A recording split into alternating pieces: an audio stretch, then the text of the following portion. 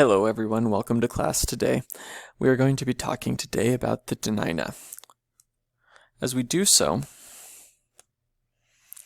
you'll notice that Unit 2 of this class, Lifeways, is where we talk about most of the different sort of traditional cultural, lifeways of the different groups we'll be talking about. So we'll spend a week talking about Inupiaq, we'll spend a week talking about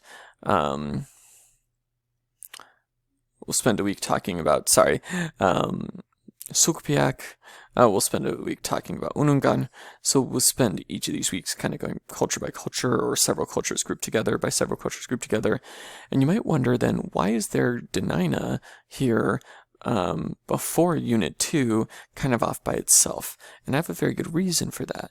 And the reason is that this first unit was meant to be sort of knowing our place. And we've talked about that in a lot of different ways. Knowing our history, knowing our approach.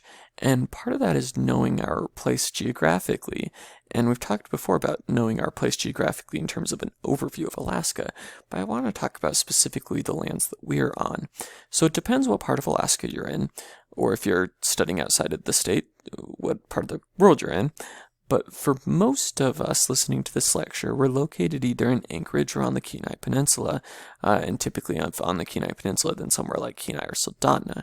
And so for most of us, we live and work on the land of the Denina, as this statement says. So this is a statement, Denina nenak gestnu t'u yeshtu. That wasn't great pronunciation, but what I was attempting to say in Denina was I live and work on the land of the Denina. And that is true, I do live and work on the land of the Denina, and so do most of you.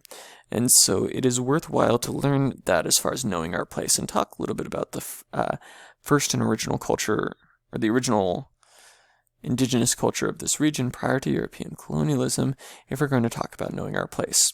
So it'll kind of serve as a bridge topic between what we've been learning about as well as the topics moving forward.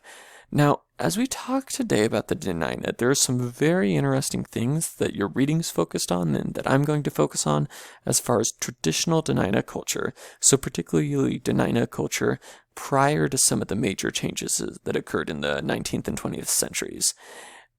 Because I'm stressing historical stuff like that and traditional stuff like that, I don't want you to get a sense that that's all there is to say about Denina people, or that that's necessarily exactly what Denina life is like today, because there's been a lot of changes. As I've said before, cultures change, period. Any culture changes. Certainly a culture that's gone through colonialism changes, but every culture changes over hundreds of years. So what I'm going to be talking about today about Denina people, some of it still very much carries over as far, and then some of it's very, very different nowadays. So I advise you to kind of take time on your own to learn more about Denina culture, and it'll kind of come up in different ways throughout the rest of this course as well, and to recognize that there's a distinction between traditional culture and sort of where the culture is today, and ways that this group, like any other group, sort of has a complex relationship with its own traditions and its own past, of course. So we're talking then today about traditional Denina culture. The Denina are a group of Athabascan language speakers, thus related to groups like the Koyukon and the Atna, the Gwich'in, and other groups linguistically speaking that are found across the state. I believe, if I'm not mistaken, there are 11 Athabascan groups in Alaska, so they have these somewhat related languages, and also share relations with, or share a linguistic relationship with certain California tribes as well as certain Southwest tribes such as Navajo and Apache. So the Denina, though, are the group that covers essentially Cook Inlet as well as a little bit of this kind of region as well, kind of this Bristol, or a lot of this like Bristol Bay area, and then Cook Inlet, a significant part of the Kenai Peninsula. Certainly covering Anchorage, so this is another way of looking at that, the traditional Denina homeland. As you can see, that covers much of the population, since that covers Anchorage, that covers Matsu, and that covers most of the peninsula, or a lot of the peninsula. That covers a tremendous amount of the current population of the state. Of course, it wasn't like this historically, but under sort of the present way that things are organized and under present day U.S. colonialism, the vast majority of Alaska's population is centered here, and to some degree here, and so most of us, or a large chunk of us as Alaskans, live in areas that are traditionally Denina areas, the Denina homeland. Traditionally, the Denina were divided into several different sort of bands. There wasn't sort of one centralized Denina government.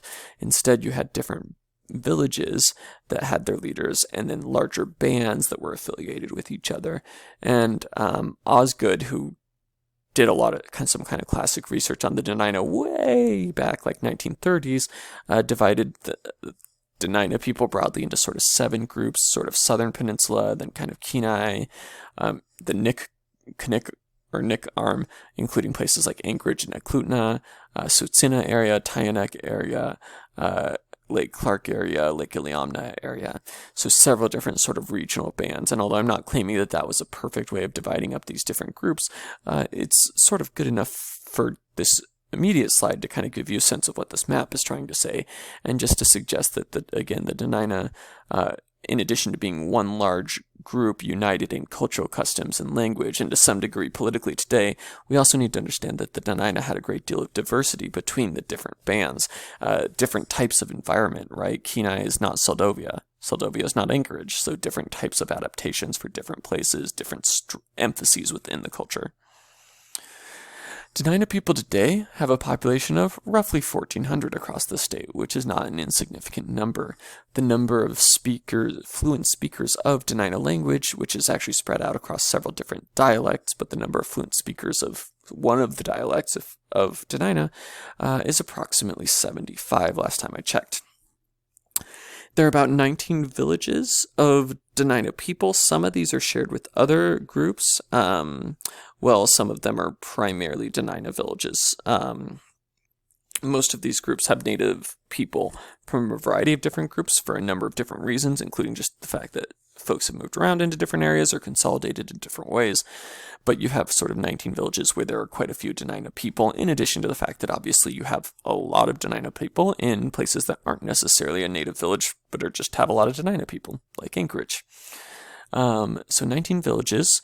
These 19 villages and these other sort of Denina, how shall we say, concentrations, such as Anchorage, are then kind of found within 3 of the regional corporations, like we talked about last time, the idea of regional corporations, the biggest of which, or the most prominent of which for Denina people would be CIRA, Cook Inlet Regional, or sometimes called Cook Inlet Tribal Council, which has a bit of a different connotation, as well as Bristol Bay Native Association, as well as Callista Corporation.